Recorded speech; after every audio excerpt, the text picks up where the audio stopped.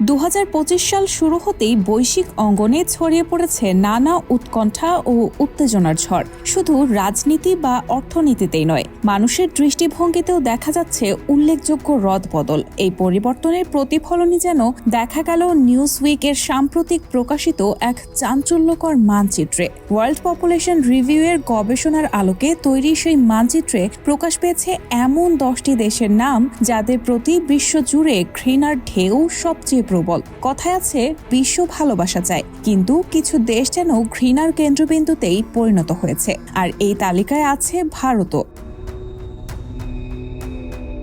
নিউজউইকের বরাত দিয়ে সংবাদ মাধ্যম ফিনান্সিয়াল এক্সপ্রেস জানিয়েছে, আন্তর্জাতিক প্রতিবেদন এবং জনমত জরিপের মিশ্রণ থেকে এই র্যাঙ্কিং তৈরি করা হয়েছে। বলা হচ্ছে, জরিপের এই ফল বিশ্বব্যাপী বিভিন্ন সরকার ও তাদের নীতির প্রতি ক্রমবর্ধমান হতাশারই প্রতিফলন।